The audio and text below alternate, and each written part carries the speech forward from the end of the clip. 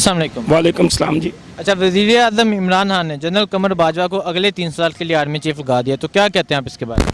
मैं सबसे पहले तो जनाब दोबारा 3 साल के लिए बनने के लिए जनरल बाजवा कमर जवेद बाजवा साहब को मुबारकबाद देता हूँ।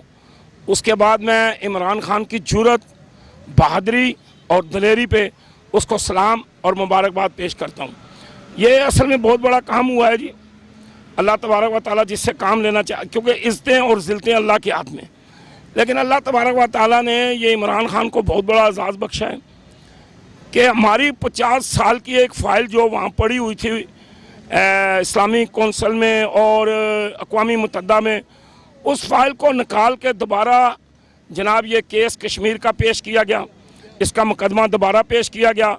और फिर दूसरी बात ये है कि ये देखें, ये इस आर्मी की बहुत सारी कुर्बानियाँ हैं, आर्मी ने बहुत कुर्बानियाँ दी हैं और हमारे हज़ारों लाखों और समझ लें कई हज़ार जो है फ़ौजी शहीद हो गए हैं बेगुनाह बिला वजह। कश्मीर के अंदर ऐसे वाक़े हुए हैं। कमर जवेद बाजवा जो है चीफ ऑफ आर्मी स्टाफ मौजूदा, अल्लाह तबारक व तआला ने उस शख्स को बहुत ज़हन और अक्ल दिया हुआ है।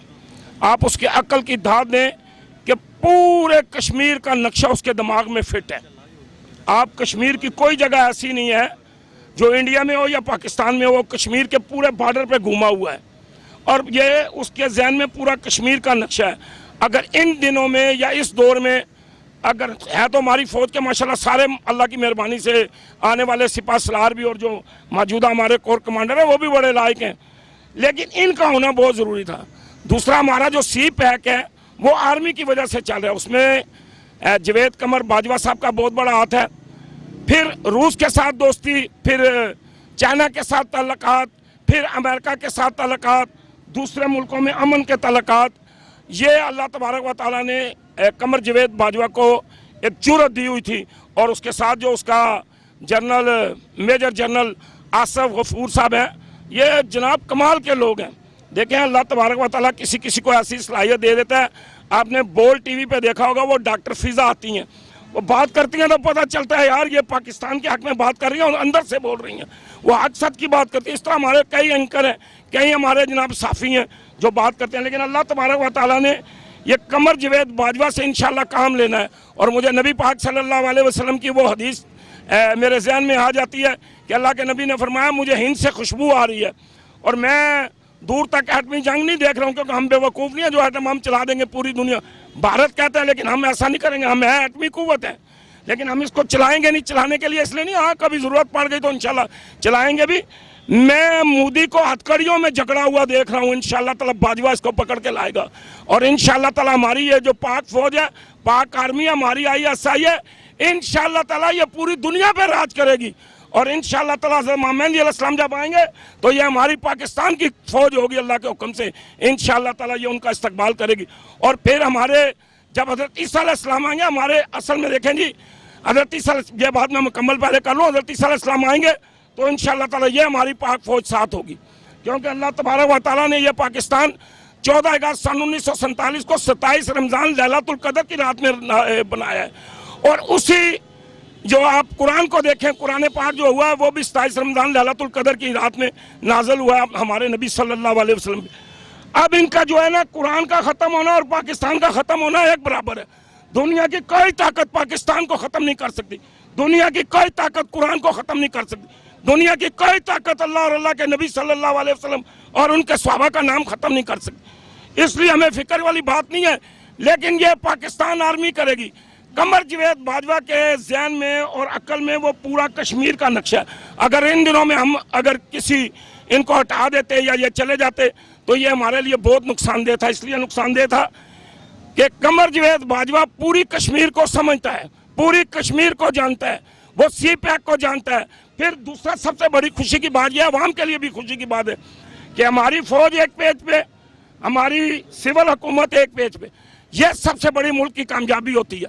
देखा ना, नवाज शरीफ आर्मी की टांगे खींचता था, आर्मी उसे बर्दाश्त नहीं करती थी, वो गलत करता था। देखिए, हमने जनरल मुशर्रफ के दौर में कारगिल हासिल कर लिया था। हम कारगिल पे झंडा भी लगा रहे थे। आपने देखा ना, वो क्या नाम था यार पठाना उसका, खान क्या है वो जो जिसे निशाने अदर मिला है, कर्नल शेर खान। कर्नल शेर खान को निशाने अदर किसने दिया? हुकूमत पाकिस्तान ने दिया। भारत ने कहा यह तुम्हारा दलेर कर्नल है, और हमने कारगिल पे कब्जा कर दिया, लेकिन पीछे से छुरा मार दिया गया। और यार तुम्हारी अमेरिका के साथ मजबूरी हो सकती है, तुम्हारी इंडिया की तजारत बंद हो सकती है, लेकिन तुमने मुसलमानों को मरवा दिया।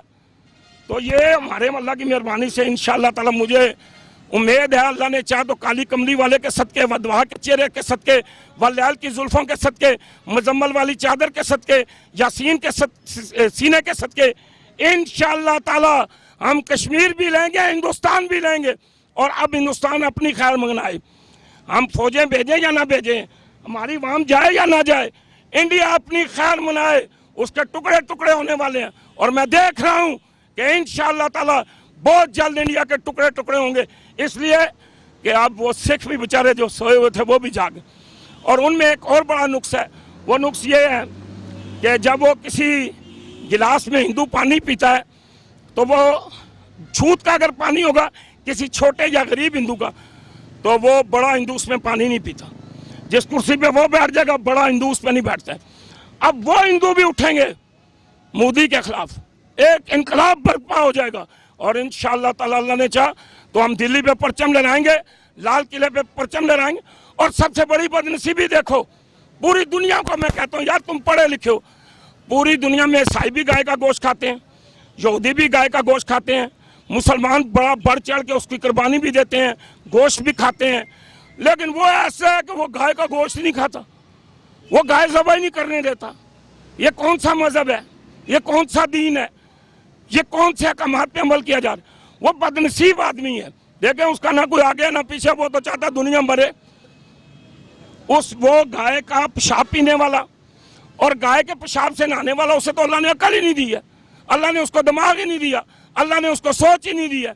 भाई पूरी दुनिया में मैं तो कहता हूँ दूसरे मुल्कों में जाए तो उसको जूतियां मार के निकालें कि यार वो तो नजस है, पुलीत है जो आपके साथ बैठता है, क्योंकि वो गाय का मूत्र पीने वाला है, वो गाय के मूत्र से नहाता है, वो गाय के पेशाब से नहाता है, वो गाय के पानी की जगह गाय। हम डिस्पोजल पानी पी रहे हैं, हमारी कौम डिस्पोजल पानी पी रही, अमेरिका डिस्पोजल पानी पी रहा है, बरतानिया डिस्पोजल पानी पी रहा है, और वो इस दौर में गाय का पेशाब पी रहा है। वो क्या कौम की खिदमत करेगा? वो क्या मुल्कों की खिदमत करेगा? वो क्या लोगों के काम आएगा? इसलिए हमें आज बहुत खुशी का दिन है, अल्लाह ने इस कौम पे बड़ी मेहरबानी की है, बड़ी करम। हमारा हर जर्नल, ये याद रखें, हमारे तमाम कोर कमांडर, हमारे तमाम जर्नल, हमारी तमाम आर्मी, हमारी फजाइया, देखें ये भी बाजवा के दौर में हुआ कि जहाज गिराया हमने, क्योंकि अगर क़यादत दलेर होगी, जर्नल दलेर होगा तो बहुत काम। पीछे भी जर्नल दलेर है, मैं आपको फिर बता दूं क्यों कि हमारी पाक फौज है, हमारी ISI दलेर है, ISI बहादुर है, हमारी बहरी बर्री फजाई फौज दलेर है, और इंशाअल्लाह ताला हमें कोई खतरा नहीं। और मैं ये बता दूं यहाँ पठान ज्यादा खड़े हैं, ये गोलियां छोलियां नहीं चलाएंगे, ये बंदूकें नहीं लेके जाएंगे, ये नस्वार खा के मारेंगे मोदी को, ये नस्वार खाएंगे और मोदी को मारेंगे और मोदी को सबक याद कराएंगे। देखिए मैं हिंदुस्तान को दुनिया के नक्शे से मिटता हुआ देख रहा हूँ। ये जो बच्चा यहाँ खड़ा है ना, जिसकी किताबें वो बस्ता उठाया हुआ, हमें सिर्फ अपने जोग्राफिया के मजमून में एक इजाफा करना पड़ेगा कि किसी ज़माने में हिंदुस्तान होता था, किसी ज़माने में हमारे जो बच्चे आएंगे ना वो ये पढ़ा करेंगे कि किसी ज़माने में हिंदुस्तान होता था, मोदी की हुकूमत थी, पाकिस्तान आर्मी ने, पाकिस्तानी अवाम ने, पाकिस्तानी बच्चों ने, कबायली लोगों ने, पठानों ने, बलोचियों ने, सिंधियों ने, कश्मीरियों में इनका मार मार के भूसड़ निकाल दिया है इंशाअल्लाह ताला। अच्छा, आज मौलाना फजल रहमान दोबारा अपोजिशन को इकट्ठा करने जा रहे हैं, तो अब बताएं उनका क्या एजेंडा हो सकता है इकट्ठा करने में? सर वो हैं तो एक आलम दीन और वो बहुत बड़े एक मजहबी बाप के बेटे हैं, वो हमारे लिए काबिल एहतराम है, काबिल इज़्ज़त हैं। लेकिन असल बात यह है कि ये बच्चा यहाँ दुकान कर रहा है मोबाइलों की, ये बच्चा कर रहा है यहाँ कपड़ों और बैगों की दुकान। अगर इसकी दुकान खाली करा देंगे तो ये पिटेगा, रोएगा। इसकी मोबाइलों की दुकान खाली करा देंगे, ये पिटेगा, रोएगा। वो बेचारे असेंबली में नहीं पहुँच सके, उनकी बात ना करें। अगर वो असेंबली में पहुँच जाते, मैं आज भी कहता हूँ चलें जी इमरान खान साहब कोई ना कोई सीट इनको दे ही दें, आगे पीछे बिठा दें ताकि मुल्क में अमन हो जाए। इंशाल्लाह अमन ही है, लेकिन चलो वो जिनके साथ वो चल रहे हैं मैं उनकी भी बात आपको बता दूं वो लोग उनके साथ वफादार नहीं हैं। देखें आज दोनों नहीं आए हैं, दोनों पार्टियों के सरबराह नहीं आए। और मैं वो सुन रहा था, वो कह रहा था अपना शहबाज शरीफ कि मैं मोदी के हाथ तोड़ दूंगा, मैं मोदी के हाथ तोड़ दूँ। अबे भाई तू उस दिन तोड़ता जब वो लाहौर आया था, तेरी नवासी के सर पे उसने हाथ फेरा था, तेरे भाई की बेटी की बेटी के सर पे हाथ फेर के डोली बिठाया था, उस दिन तू उसके हाथ तोड़ता। ओए हमारे दिलों को जख्मी करता है मोदी, मोदी हमें तकलीफ देता है, मोदी हमें दुख देता है, मोदी हमारी माएँ और बहनें कश्मीर में ज़बह कर रहा है, मोदी हमारे बच्चों को ज़बह कर रहा है, नौजवानों को मजबूर कर रहा है। और इन्होंने मोदी को बुला के कहा हमारी नवासी के सर पे हाथ फेर, उसको डोली में बिठा। आग लगी हुई है हमारे दिलों के अंदर, हमारे सीनों के अंदर आग लगी हुई है। हमारी को नवाज शरीफ से दुश्मनी तो नहीं, शहबाज शरीफ से दुश्मनी, हमें दुख हुआ है, हमें तकलीफ पहुंची है कि एक हिंदू को बुला के जो गाय का पेशाब पीने वाला है उससे तो अपनी नवासी के सर पे हाथ फेर के डोली में बिठा रहे हैं। तो ये कुछ बातें ऐसी होती हैं जो दुख पहुंचाती हैं, तकलीफ देती हैं, गम। लेकिन हमें ये कौम मरने के लिए तैयार है। इनसे पूछो ना कोई बंदा है ऐसा जो जहाज पे नहीं जाना चाहता? यार ये कैमरा मारो इन पे, कोई ऐसा बंदा है जो जहाज पे नहीं जाना चाहता? ये मुसलमान है, ये डरते नहीं है काफर से, ये काफर से टकराना जानते हैं। ये 313 वाले स्वाबा की जमात है और इंशाल्लाह ताला ये परचम लेके निकलेगी और पूरी दुनिया पे छाएगी इंशाल्लाह ताला। अच्छा, FIA ने जो मरीम नवाज ने रिपोर्ट पेश की थी, आज शहबाज शरीफ को तलब किया, शहबाज शरीफ कहता है मरीम नवाज जाने, मरीम नवाज को तलब किया, उन्होंने कहा नासिर भट्ट जाने, तो क्या कहते हैं आप इसके बारे में? सर जी ये आप एक दूसरे पे लगाएंगे, ये इक़्तिदार के भूखे हैं, ये कुर्सियों के भूखे हैं, ये अवाम से प्यार नहीं करते हैं, इनके आगे प्यार कोई चीज़ नहीं है। ये इक़्तिदार, लालच, हबस इनके सीनों में है। ये कहते हैं एक मिल है दूसरी भी बन जाओ। वो भाई इंडिया में भी इनकी मिले हैं। अब ये परेशान होंगे कि हमारी आर्मी जब वहाँ बमबारी करेगी तो ये कहीं घबरा ना रहे हों कि हमारी मिलें उड़ जाएंगी।